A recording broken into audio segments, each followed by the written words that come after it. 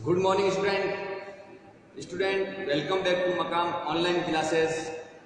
Student, last topic हमने पढ़ा था स्टैक पे होने वाले फंक्शन के अंदर। हमने पहला पढ़ा था कि हम स्टैक के अंदर पुश ऑपरेशन के द्वारा किस प्रकार से डाटा को प्रविष्ट करते हैं, और उसके बाद में हम पढ़ा था कि स्टैक में से हम किस प्रकार से डाटाओं को हटाते हैं। इसमें हमने उपयोग में लिया था पॉप ऑपरेशन।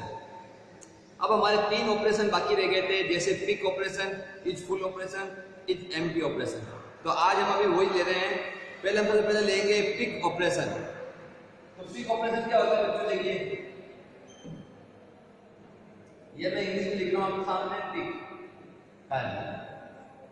ठीक है, पिक का मतलब होता है झांकना। ठीक है, ताक झाक करना। हम ताक झाक करते हैं, उसे क्या बोलते हैं बेटा? पिक बोलते हैं। देखिए पिक कार्य लिखेंगे, इसके द्वारा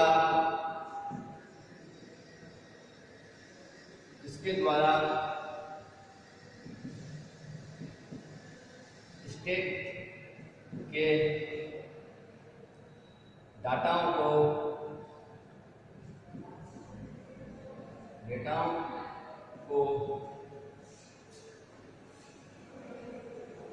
बिना हटाए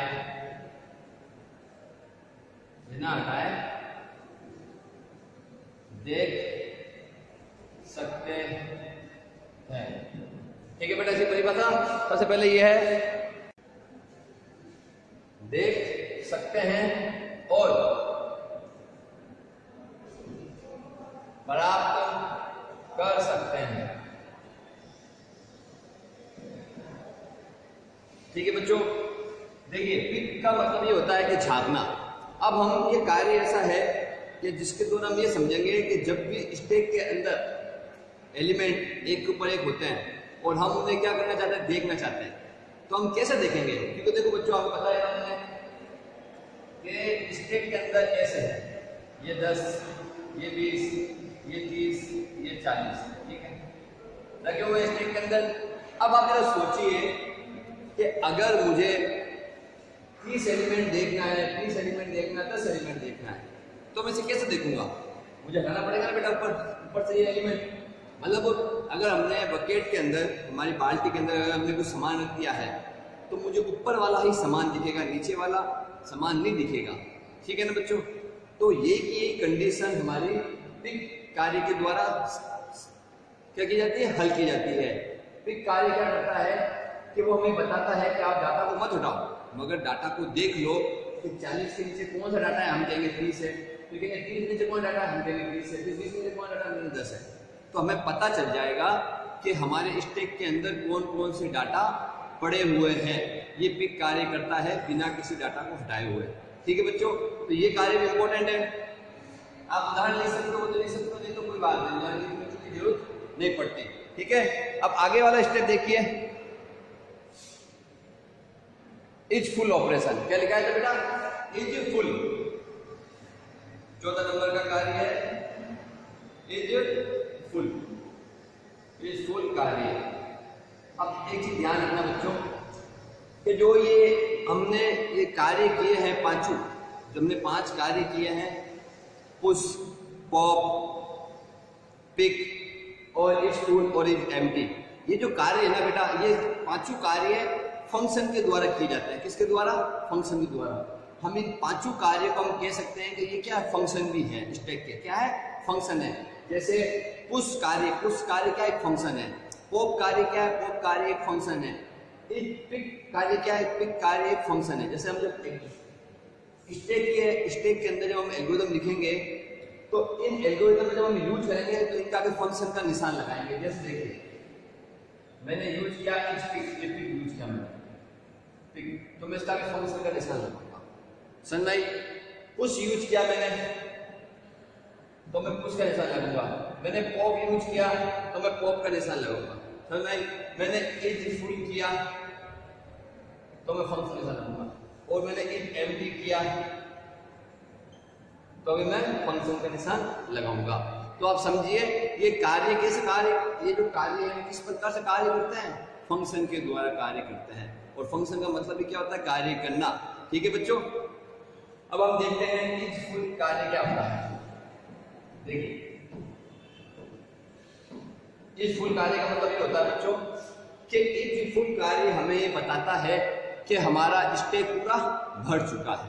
हमें पता नहीं है कि हमारे स्टैक में कितने एलिमेंट हैं और कितना स्टैक खाली है। तो जब हम इज फुल फंक्शन का यूज लेते हैं तो इज फुल फंक्शन हमें बता देता है कि हमारा स्टैक भर चुका है, अब आप और एलिमेंट मत डालो। ठीक है, एक तो ये चीज। या दूसरा, जब तक हम प्रोग्रामिंग करते रहते हैं और इसके अंदर डाटा डालते रहते हैं, इस फुल फंक्शन में लगाते हैं, तो इस फुल फंक्शन क्या करता है? डाटा को चेक करता रहता है कि मेमोरी में आ गए नहीं आए नहीं आए। और जब पूरी मेमोरी में सब डाटा आ जाते हैं तो इस फुल फंक्शन स्टॉप हो जाता है। वो कहता है बस अब पूरे डाटा आ चुके हैं। तो बेटा ये इस फुल फंक्शन है वो दो प्रकार से कार्य करता है। एक तो ये कहता है कि स्टैक भर चुका है सॉरी, हमें प्रोग्रामिंग में संकेत देता है कि स्टैक पूरा भर चुका है। एक तो ये चीज। दूसरी ये चीज देखता भी है कि एक स्टैक के अंदर कितने एलिमेंट पड़े हुए हैं और मेमोरी की क्षमता कितनी है, इस चीज को भी इसको बताता है। तो हम इसकी परिभाषा लिख लेते हैं थोड़ी सी। इसके द्वारा हमें स्टैक के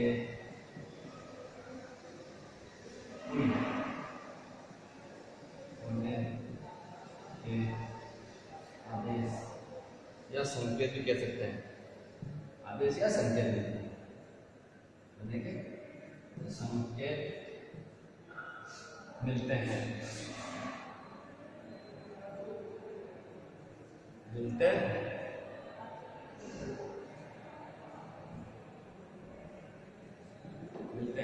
ये स्टैक के फुल होने पर हमें बताता है। ये फंक्शन स्टैक के तत्वों को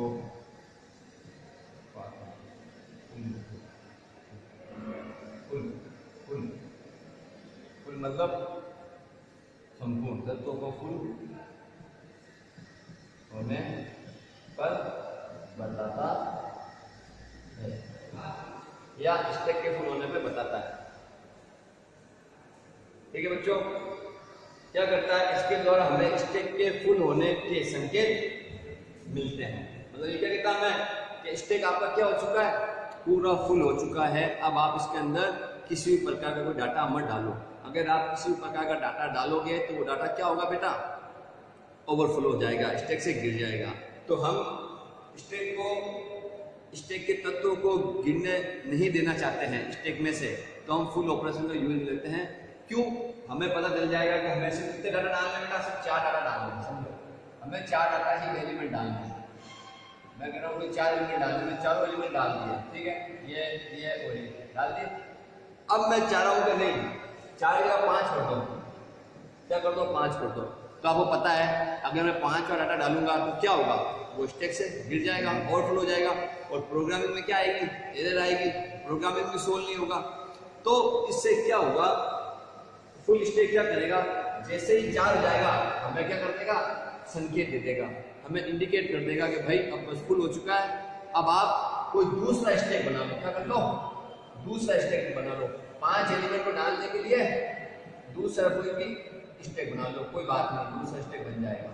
क्योंकि मेमोरी में स्पेस है हमारे, हम दूसरा स्टैक बना लेंगे। जरूर थोड़ी है कि इस स्टैक में डालें, हम दूसरा स्टैक बना लेंगे जिसमें 5 एलिमेंट आ जाए। तो इस प्रकार से ये प्रोग्रामर को इज फुल फंक्शन बताता है, संकेत देता है, जिससे कि हमारे प्रोग्राम में एरर नहीं आए बच्चों। ठीक है, अब जो लास्ट है वो है 5वां हमारा, वो क्या पॉइंट है हमारा? Is empty.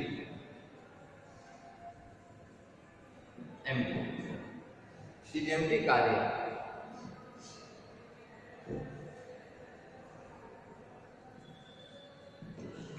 अब देखिए बच्चों, इज एम्प्टी कार्य होता क्या है?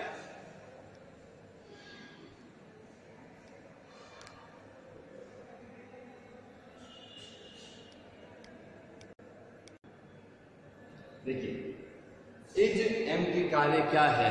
तो देखिए बच्चों, इज एम्प्टी कार्य ये है कि जब भी इज एम्प्टी कार्य या इज एम्प्टी फंक्शन हम काम में लेंगे तो इज एम्प्टी क्या करेगा बेटा, स्टैक की जांच करेगा। क्या करेगा? स्टैक की जांच करेगा और हमें बताएगा कि ये स्टैक मतलब ये मेमोरी का ये लोकेशन, ये मेमोरी हमारी बनी हुई है, ये खाली है या भरी हुई है। अगर देखिए मेमोरी हमारी खाली पड़ी हुई है, समझिए कि यहाँ पे जो एलिमेंट है ना, जैसे समझिए यहाँ पे एलिमेंट था, ये स्पेस खाली पड़ा हुआ है, ठीक है, या कोई और स्टैक पूरा क्या है, खाली पड़ा हुआ है, तो ये क्या करेगी, उस स्टैक की जांच करेगी और प्रोग्रामर को बताएगी कि भाई एक स्टैक और है या 2 है या 3 है या 4 है, खूब सारे स्टैक यानी मेमोरी के अंदर खाली पड़े हुए हैं, आप उनका यूज लीजिए। तो ये सिर्फ और सिर्फ इज एम्प्टी सिर्फ बताती है कि मेमोरी के अंदर स्टैक खाली पड़े हुए हैं। अब वो खाली पड़े हुए हैं तो उसके बारे में कैसे बताएगी?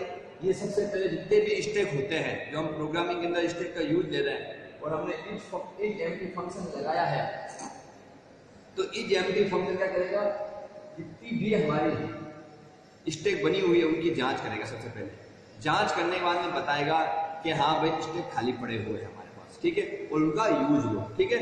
तो आप पढ़ते हैं इसकी डेफिनेशन।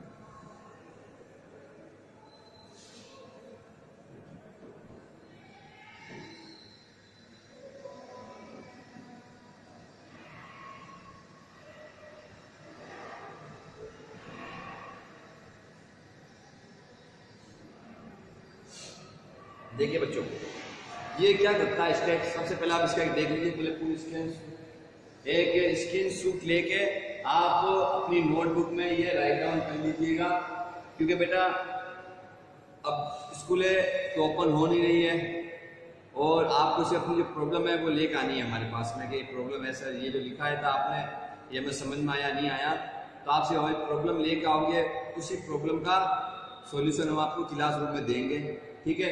अब आप ये सोचोगे कि एक एक टॉपिक सर बोर्ड पे लिखा है और फिर समझाया जैसे पहले होता था, तो वो पॉसिबल नहीं है बच्चों, ठीक है। तो अब जो बोर्ड पे लिखा दिया है मैंने, आपको स्नैपशॉट लेके कॉपी के अंदर राइट डाउन कर लीजिए और राइट डाउन करने के बाद में अगर आपको कोई प्रॉब्लम आ रही है तो स्कूल आइए और समझ लीजिए। मगर अब आप क्लासरूम में आओगे और आप कहोगे कि सर नहीं पूरा बोर्ड पे लिखा फिर समझाओ, मैं तो लिखा ही नहीं, तो ये पॉसिबल नहीं है बच्चों। अब ये ऐसी क्लासें नहीं लगेगी क्योंकि गवर्नमेंट का ये आदेश है, तो इस प्रकार से क्लास नहीं ले सकता कोई भी टीचर कि टीचर ने आपको बिठा दिया फिर बोर्ड पे लिखा है आपको ये चीज़, तो ये चीज़ पॉसिबल नहीं है। जिन बच्चों ने ऐसी बात कही थी मैं उन बच्चों को देता हूँ, ये नहीं होगा बच्चों, चाहे कुछ भी कर लो आप, ये हो ही नहीं सकता, ठीक है। चाहे आपको वीडियो समझ में आए या चाहे नहीं आए, चाहे आपको आवाज़ तेज आ रही है कम आ रही है, जो भी आपकी प्रॉब्लम है आपको तो बस इसका स्नैपशॉट ले लो, ठीक है, जो बोर्ड पे लिखा है उसका आप स्नैपशॉट ले लो और अपने रजिस्टर में राइट डाउन कर लो, ठीक है। अब आपको जो समझ में नहीं आया है तो आप क्लास स्कूल आओ, ठीक है, स्कूल आओ और 10, 15, 20 मिनट जो भी आपकी प्रॉब्लम है वो पूरी सोल्व कर देंगे, ठीक है, उसमें कोई प्रॉब्लम नहीं है। तो आपको बोर्ड पे लिखा इसलिए रहे हैं कि आप ये जो लिखा हुआ कार्य है वो अपनी कॉपी में कर लें, ये बात को समझिए, आपको ये काम कॉपी में करना ही पड़ेगा। अब मैं आपको क्लास में बोर्ड पे लिखा कर नहीं बता सकता, वीडियो के द्वारा ही जो आप देखोगे लिखा हुआ उसी को आपको राइट डाउन करना है और प्रॉब्लम या समस्या आने पर आपको स्कूल आना है और आपका जो भी प्रॉब्लम समस्या है उसको सोल्व कर देंगे टीचर, ठीक है। जो भी अगर आपको समस्या आएगी जैसा ये जो लाइन थी ये मुझे समझ में नहीं आई आपने बताया तो मैं उस चीज़ को आपका सॉल्यूशन दे दूंगा। क्लासरूम में आना, एक एक बच्चे आ रहे हैं तो एक एक दो बच्चे आते हैं तो आप आना, दूर दूर बैठ जाना और एक बच्चे की पहले मैं प्रॉब्लम सोल्व कर दूंगा फिर दूसरी प्रॉब्लम सोल्व कर दूंगा, ठीक है बच्चों। तो अब कोई बच्चा मुझे ये नहीं कहेगा व्हाट्सअप करके कि सर समझ में ही नहीं आ रहा था, आवाज़ तेज आ रही थी, पीछे दूसरी नॉइस आ रही थी, आवाज़ गूंज रही थी वगैरह वगैरह, तो बेटा इस चीज़ का ध्यान रखो आप। अभी प्रॉब्लम जो चल रही है उसके अकॉर्डिंग हमारे पास इतने गैजेट्स नहीं है या जो भी कुछ कह सकते हो आप समझ सकते हो, जिस जो पॉसिबिलिटी थी हमारे पास वीडियो बनाने की, वो हम उसके अकॉर्डिंग बना रहे हैं पूरी, ठीक है। और आपको बोर्ड पे इसलिए ही लिखा रहे हैं कि आप देख के लिख सको और उसे समझने की कोशिश करो, जो समझाया उसे और समझो, अगर नहीं समझ में आया तो फिर स्कूल आओ, ठीक है बच्चों। अब ये हमारे तीन कार्य आज हमने कर लिए। तो अब हमने क्या करा, स्टैक पे होने वाले कार्य पूरे कंप्लीट कर चुके हैं, ठीक है। अब इसके बाद में जो कार्य आते हैं बेटा, वो आते हैं एल्गोरिदम, ठीक है। तो अब हम करेंगे कि एल्गोरिदम किस प्रकार से हमें करनी है इसकी, जो कि एग्जाम में पूछते हैं। अगर मैं एल्गोरिदम बाद में आपको एक ऐसा करूंगा कि एक पेपर एल्गोरिदम काफी बड़ी है, तो वो एल्गोरिदम इसकी आएगी नहीं बाई चांस मानिए, तो मैं ऐसा करूंगा, मेरे जो नोटबुक है उसमें लिखी हुई है, मैं उससे ही आपको स्नैपशॉट के द्वारा लेके एक एक वीडियो बना के एक एक लाइन का मतलब समझा दूंगा, ठीक है।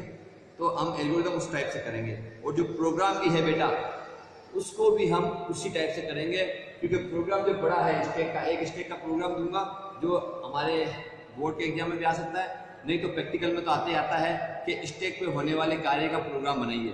अब देखिए स्टैक में 5 प्रकार के कार्य होते हैं, अब इन सबका हम उपयोग करेंगे प्रोग्रामिंग के अंदर, तो आप सोचिए बोर्ड पूरा भर जाएगा, नीचे चला जाएगा, वापस काटना पड़ेगा, पूरा डस्ट करके वापस नीचे लिखना पड़ेगा, वापस समझाना पड़ेगा, ठीक है। तो ये हो नहीं पाएगा। तो मैं आपको ऐसा करूंगा, जो बुक्स के अंदर जो मेरी नोटबुक में शॉर्टकट में जो प्रोग्राम लिखा हुआ है स्टैक का, मैं उसी के अकॉर्डिंग आपको समझा दूंगा एक एक लाइन, ठीक है बच्चों।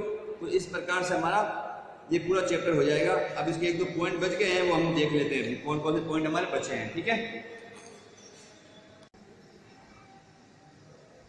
अब हम देखेंगे स्टैक के उपयोग। अब जो ये स्टैक के उपयोग है बेटा, ये स्टैक के उपयोग हमारे आरबीएसई बोर्ड हिंदी मीडियम की बुक्स के अंदर लिखा हुआ है, ठीक है। हम वैसा ही सेम का सेम करेंगे कि स्टैक के कौन कौन से उपयोग हैं, ठीक है। अब हम पढ़ेंगे आगे नेक्स्ट स्टैक के उपयोग।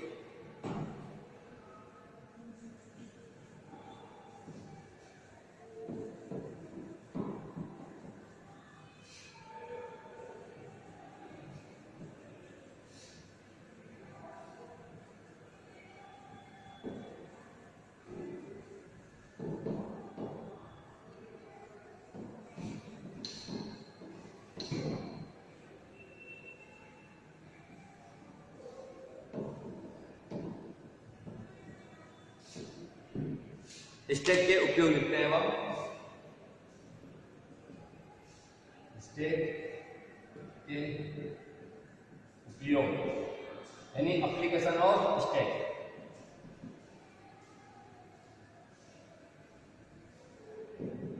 Application of stack. देखिए स्टैक के कितने उपयोग हैं, तो याद रखिए स्टैक के 3 उपयोग है बच्चों। कितने उपयोग है? 3 उपयोग है। पहला उपयोग कौन सा है? पहला है अंकगणितीय अभिव्यक्ति मूल्यांकन, पहला उपयोग ये है। दूसरा है बैक ट्रैकिंग, और तीसरा है बेटा स्मृति प्रबंधन। तो मैं तीनों लिख देता हूं आपके सामने। पहला है लिख देता हूं स्टैक के 3 उपयोग। स्टैक के 3 उपयोग है, जैसे पहला लेते हैं हम, क्या बताया था पहला? अंकगणितीय अभिव्यक्ति। अंकगणितीय अभिव्यक्ति,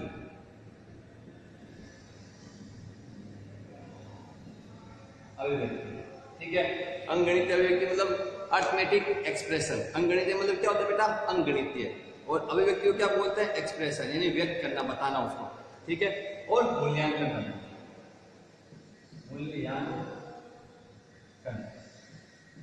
मूल्यांकन, ठीक है।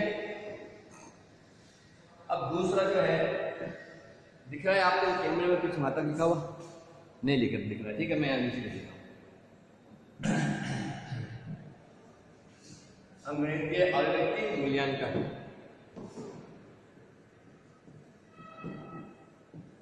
ये पहला पॉइंट। दूसरा पॉइंट क्या बताया था? Back tracking. बैक ट्रैकिंग पीछा करना, बैक ट्रैकिंग। बैक ट्रैकिंग मतलब पीछे आते आते आगे निकल जाना। जैसे मैं यहाँ खड़ा हूँ, मैं गाड़ी चला रहा हूँ धीरे धीरे, आप पीछे जो तेज गाड़ी लेकर आए मेरे से आगे निकल गए, उसे बोलते हैं बैक ट्रैकिंग। मुझे ट्रैक कर लिया आपने, ठीक है।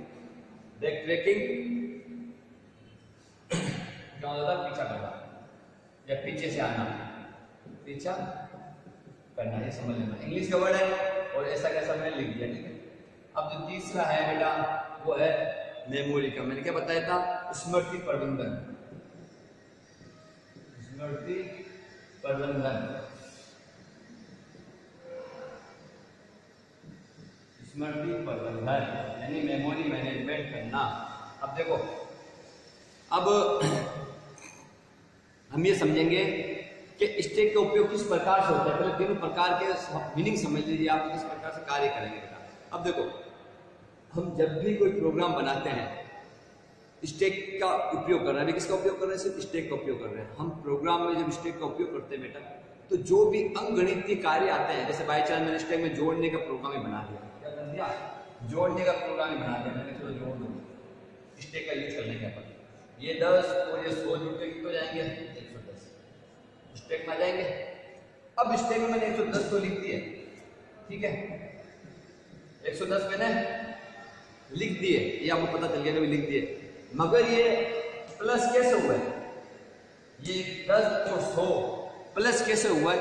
इसके लिए हमें स्टैक क्या करता है? अपने उपयोग में क्या करता है? अंकगणितीय अभिव्यक्ति मूल्यांकन। देखो, अंकगणितीय मतलब पता है आपको, जो गणितीय हम चीज यूज में ले रहे हैं, जो अंक प्लस माइनस का साइन है, अंकगणितीय होगी। अभिव्यक्ति का मतलब क्या होता है बेटा? कि हम किसी भी लाइन को डिक्लेयर कर रहे हैं, यानी अभिव्यक्त कर रहे हैं, समझा रहे हैं उसको, तो हम क्या करते हैं? सेमीकोलन यूज करते हैं स्टेटमेंट बनाने के लिए, अभिव्यक्ति बनाने के लिए। समझ आई बात आपको? जैसे मैंने अभिव्यक्ति बनाई, मेरी क्या है? अभिव्यक्ति पूरी क्या है? मेरी है अभिव्यक्ति है। अंकगणितीय अभिव्यक्ति और मूल्यांकन। मूल्यांकन मैंने कितना करा भाई? 110 आया। समझ बात आपको? ये परिभाषा है अंकगणितीय अभिव्यक्ति मूल्यांकन। कल इसकी मैं सिर्फ 2-3 लाइन में परिभाषा लिख दूंगा, मगर समझ लो मेरे दिन आप ये चीज। समझ में आ गई बात आपको कि कैसे अभिव्यक्ति बनी? अंकगणितीय कैसे अभिव्यक्ति का गणितीय शब्द है। गणितीय हमने क्या है? नंबर लिखे, फिर अरिथमेटिक ऑपरेटर यूज में ले रहे हैं, ठीक है। तो ये अंकगणितीय हो गई। दूसरी चीज अभिव्यक्ति, ये पीछे सेमीकोलन लगा दिया, ये अभिव्यक्ति बन गई, हमारा स्टेटमेंट बन गया। अब मूल्यांकन कर लिया हमने, 110 आ गया, थोड़ा सा मूल्यांकन हो गया, 110 हमने से मेमोरी में डाल दिया, ठीक है। तो इस प्रकार से ये पहला उपयोग किया जाएगा स्टैक के अंदर, ठीक है। दूसरा उपयोग है बच्चा बैक ट्रैकिंग। बैक ट्रैकिंग का मतलब ये होता है कि हमारे जो भी डाटा पहले रखा हुआ है, क्या बेटा? सॉरी,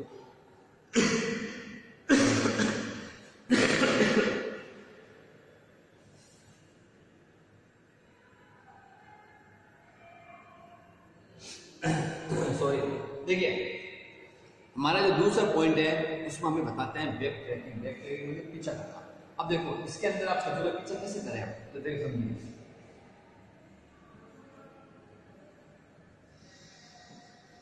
अब देखिए, ये समझिए बच्चों कि मेरे पास जो एलिमेंट था ये 10 था, ठीक है। मैंने इसको पॉइंट दे दिया, क्या दे दिया? एक पॉइंट। जैसे मेमोरी में मान ली 2 पे था, ये 1 पे था, ये 0 पे था, ठीक है, ओके।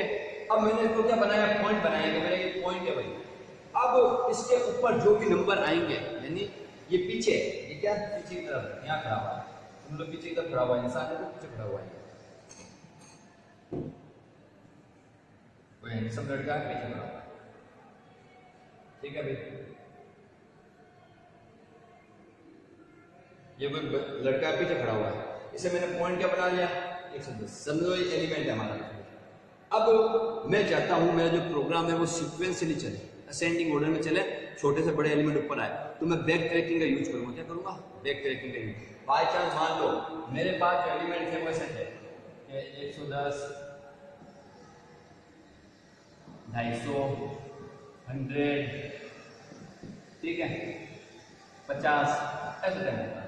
अब मैं कह रहा हूं कि नहीं, मुझे जो एलिमेंट स्टैक के अंदर जो स्टोर करने हैं ना, वो मुझे कैसे करने हैं? बैक ट्रैकिंग के थ्रू करना है। बैक ट्रैकिंग क्या करता है? मैंने एक पॉइंट बनाया कि मेरा 110 जो सबसे छोटा है वो सबसे इधर आ गया। अब जो भी मैं पीछे से एलिमेंट डालूंगा वो कैसे डालूंगा बेटा? इसके बड़े वाले एलिमेंट डालूंगा। क्यों? क्योंकि मैं प्रोग्रामिंग में क्या यूज कर रहा हूँ? असेंडिंग ऑर्डर यूज कर रहा हूँ, याद रखना। बैक ट्रैकिंग ये करता है कि जो एलिमेंट रखा हुआ है उसको ट्रैक करता है। ट्रैक का मतलब पीछा करता है, उसे देखता है, समझता है कि वो बड़ा है या छोटा है। अगर बड़ा होगा तो उसके ऊपर रख देगा, अगर छोटा होगा तो उसको नीचे रख देगा। ट्रैक करेगा इसको। ट्रैक मतलब इसका पॉइंट को देखेगा कि ये पॉइंट माना है 110।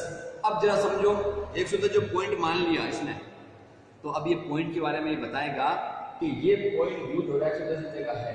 अब हमें असेंडिंग ऑर्डर दिया है, डिसेंडिंग ऑर्डर दिया है। जैसे समझिए मैं ये कहता हूँ ये मेरे सामने, समझो मेरे पास ये एलिमेंट पड़े हुए थे, ये एलिमेंट है 110, 250, 100 और 50, ठीक है। अब मैं कह रहा हूँ बैक ट्रैकिंग यूज में लेना है और स्टैक के अंदर तत्व को जमाना है, ठीक है। बैक ट्रैकिंग और असेंडिंग ऑर्डर में मेरा प्रोग्राम बना रहा हूँ। तो अब बैक ट्रैकिंग क्या करेगा, चेक कर लेगा वैसे छोटा क्या है 50 है, 50 कर दिया, ये मेरा पॉइंट बन जाएगा, मेन पॉइंट बन जाएगा। अब बैक ट्रैकिंग क्या करेगा, चेक करेगा कि भाई इससे बड़ा क्या 100 है, 100 कर दो, इससे बड़ा क्या 110 है, 110 कर दो। ये देखो आगे पीछे लिखे सारे, उससे कोई प्रॉब्लम नहीं होगी इसको। बैक ट्रैकिंग को बैक ट्रैकिंग में ट्रैक कर रहा है, जांच कर रहा है, देख रहा है कौन सा है, उसके बाद में कौन सा जमाना है, उससे पहले कौन सा जमाना है, फिर उसके बाद में ढेर समझ सकती है।